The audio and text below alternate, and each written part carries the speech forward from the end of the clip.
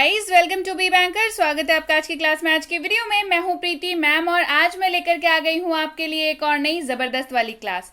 क्या होने वाली है आज की क्लास? तो बेसिक्स इंग्लिश की सीरीज में आज सीखेंगे शुड के प्रयोग। SHOULD पढ़ते हैं इसको, शुड। इसका प्रयोग जानेंगे मतलब और कब कहाँ कैसे इस्तेमाल करें ये भी जानेंगे। तो चलिए शुरू करते हैं आज की क्लास। उसके पहले अगर चैनल पर नए हैं, पहली बार इस क्लास को देख रहे हैं तो जल्दी से कर लीजिए चैनल को सब्सक्राइब करते वक्त बेल आइकॉन दबाना बिल्कुल मत भूलिएगा, ताकि जब भी हमारी कोई नई क्लास आए सबसे पहले आपको पता लग जाए। आप सीधे सीधे हमसे जुड़ सकते हैं इस व्हाट्सएप नंबर के जरिए हमारी बुक्स, हमारी ई बुक्स, हमारी पेड कोर्सेज के बारे में जानने के लिए। साथ ही साथ ये वाली क्लासेस के जैसी ढेरों क्लास डायरेक्टली अपने मोबाइल तक पाने के लिए आप कर सकते हैं हमें किसी भी सोशल मीडिया साइट्स पर फॉलो। तो चलिए शुरू करें आज की क्लास। तो सबसे पहले जान लेते हैं शुड का मतलब क्या होता है। तो भाई शुड का मतलब होता है चाहिए। जी हाँ, जब भी किसी वाक्य में आपको दिखे चाहिए तो आप उसमें शुड का इस्तेमाल कर सकते हैं। पर करेंगे कैसे और किस किस जगह पे करेंगे, तो चलिए बताती हूँ। ढेर सारे एग्जाम्पल्स के साथ आज होंगे शुड के सारे कॉन्सेप्ट्स क्लियर। तो चलिए शुरू करते हैं। यू शुड गो, तुम्हें जाना चाहिए। बहुत ज्यादा ये सेंटेंस हम लोग बोलते हैं ना, चाहिए बहुत ज्यादा इस्तेमाल करते हैं बात करने में। तुम्हें जाना चाहिए, यू शुड गो। तुम्हें जाना चाहिए, यू शुड गो। आपको धूम्रपान छोड़ देना चाहिए।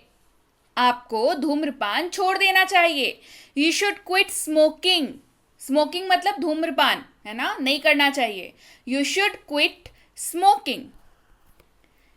आपको कड़ी मेहनत करनी चाहिए, यू शुड वर्क हार्ड। देखिए शुड का प्रयोग जो है ना, कई बार most of the times actually वो सजेशन के लिए यूज होता है। अब देखिए वाक्य जो भी आपको एग्जाम्पल में दिखेंगे वो किस तरीके के वाक्य अभी तक आपको दिख रहे हैं। आपको कड़ी मेहनत करनी चाहिए, ये आपके पर कोई जोर नहीं डाल रहा है, ठीक है। आपको सजेशन दिया जा रहा है, आपको बोला जा रहा है, आपको सलाह दी जा रही है कि आपको ऐसा करना चाहिए, यानी कि यू शुड वर्क हार्ड। आपको कड़ी मेहनत करनी चाहिए, you should work hard. I should apologise, मुझे माफी मांगनी चाहिए। I should apologise. Where should we go, हमें कहाँ जाना चाहिए। वेयर शुड वी गो, हमें कहाँ जाना चाहिए। Where should we go. What should I do now? अब मुझे क्या करना चाहिए। What should I do now? अब मुझे क्या करना चाहिए। What should I do now? You should know it. आपको ये पता होना चाहिए। You should know it. आपको ये पता होना चाहिए। You should know it. बढ़ते हैं आगे।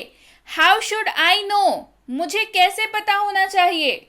How should I know? मुझे कैसे पता होना चाहिए। How should I know. You should sleep, तुम्हें सो जाना चाहिए या आपको सो जाना चाहिए। यू शुड स्लीप, तुम्हें सो जाना चाहिए या आपको सो जाना चाहिए। क्लियर है? बढ़ते हैं आगे। He should wake up early, उसे जल्दी उठना चाहिए। He should wake up early, उसे जल्दी उठना चाहिए। He should wake up early. We should be polite, हमें विनम्र होना चाहिए। वी शुड बी पोलाइट, हमें विनम्र होना चाहिए। We should be polite. Polite का मतलब क्या होता है? विनम्र होना। बढ़ते हैं आगे।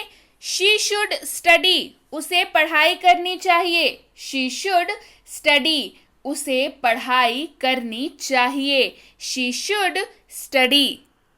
आगे बढ़ते हैं। दे शुड वर्क हार्ड, उन्हें कड़ी मेहनत करनी चाहिए। दे शुड वर्क हार्ड, उन्हें कड़ी मेहनत करनी चाहिए। They should work hard. You should exercise daily, आपको रोजाना व्यायाम करना चाहिए। यू शुड एक्सरसाइज डेली, आपको रोजाना व्यायाम करना चाहिए। You should exercise daily. We should have listen more carefully, हमें और ध्यान से सुनना चाहिए था। देखिए यहाँ पे क्या हो रहा है। We should have listened more carefully, हमें और ध्यान से सुनना चाहिए था। We should have listened more carefully. Should के साथ हैव का इस्तेमाल हुआ है और साथ में लिसन्ड यानी कि लिसन के साथ ईडी का इस्तेमाल हुआ है। सो हमें और ध्यान से सुनना चाहिए था। We should have listened more carefully. I think that we should try again. मुझे लगता है कि हमें फिर से प्रयास करना चाहिए। I think that we should try again. मुझे लगता है कि हमें फिर से प्रयास करना चाहिए। I think that we should try again. You should take care of yourself. आपको अपना ध्यान रखना चाहिए। You should take care of yourself.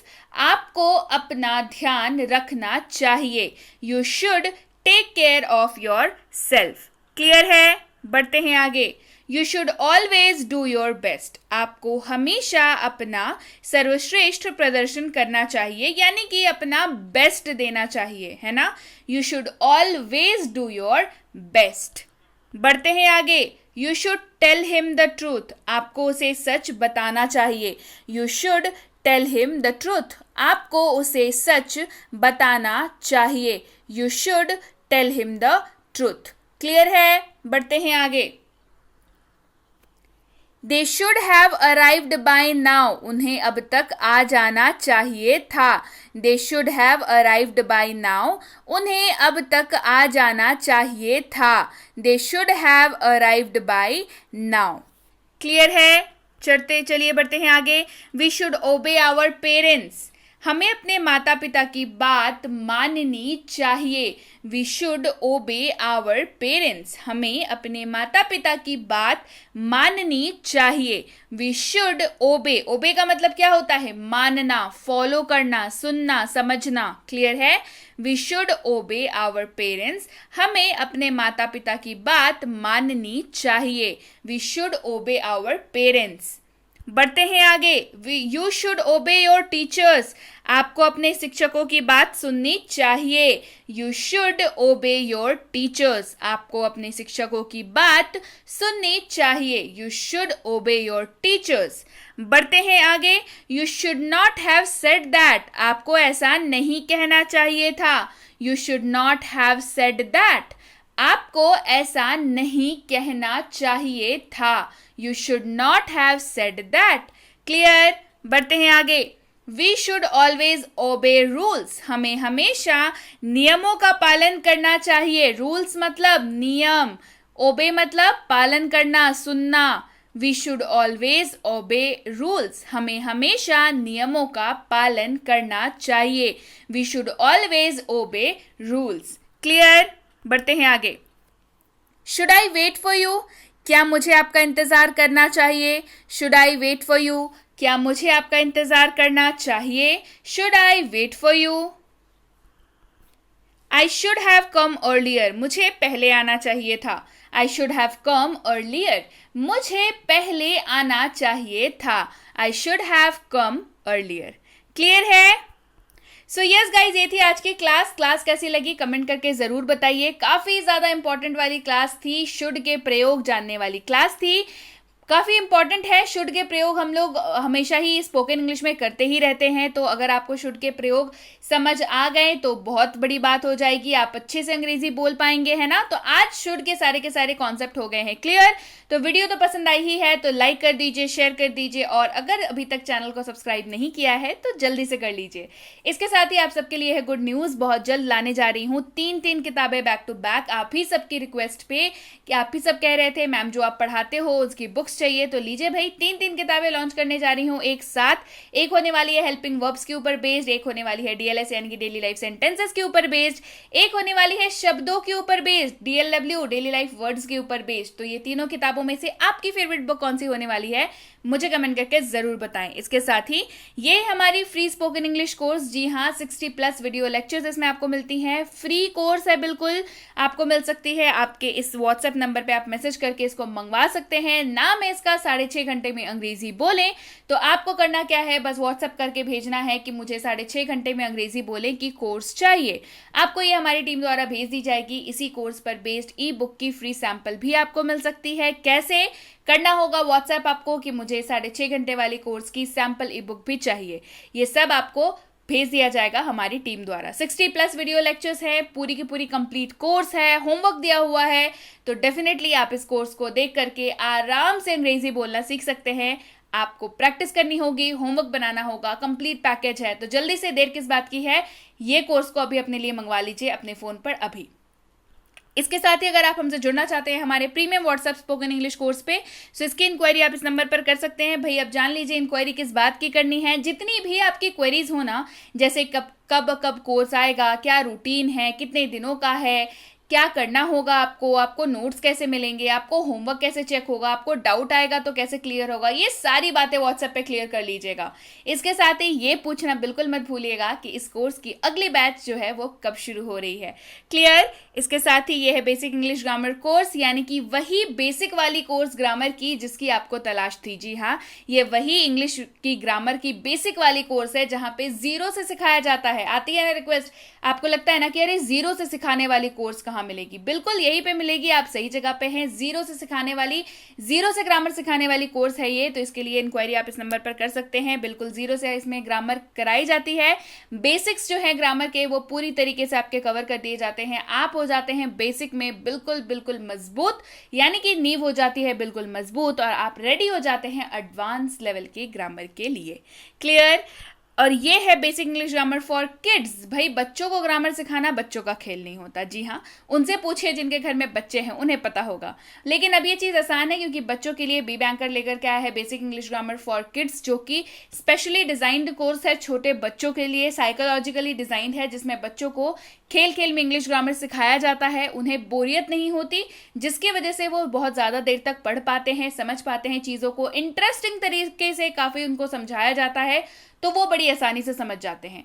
तो इसकी इंक्वायरी भी आप इस नंबर पर कर सकते हैं पता करने के लिए कि अगली बैच इसकी कब शुरू हो रही है। ये है basic English grammar and writing for school. जी हाँ, अगर आप स्कूल जाते हैं या आपके बच्चे स्कूल जाते हैं तो ये कोर्स बिल्कुल आपके लिए है। इंग्लिश के पेपर में ग्रामर और राइटिंग से सामना तो जरूर होता होगा। राइटिंग मतलब ऐसे writing, debate writing, letter writing, notice writing, report writing, advertisement writing and what not. जी हाँ, जो भी राइटिंग के सिलेबस है ये सारी इसमें आपको कवर कराई जाती है। साथ ही साथ बेसिक ग्रामर भी कराया जाता है, क्योंकि ग्रामर के क्वेश्चंस तो आते ही हैं एग्जाम में। साथ ही साथ अगर ग्रामर सही नहीं हो तो राइटिंग में भी नंबर नहीं आते हैं। ये बिल्कुल एक कड़वी सच्चाई है कि अगर आपकी ग्रामर सही नहीं है और आपके स्पेलिंग सही नहीं है तो फिर राइटिंग सेक्शन में नंबर तो नहीं आने वाले। चाहे आप जितना भी लिख लीजिए, अगर ग्रामर गलत है और स्पेलिंग गलत मिल जाएगी उसमें तो टीचर तो नंबर नहीं देगा।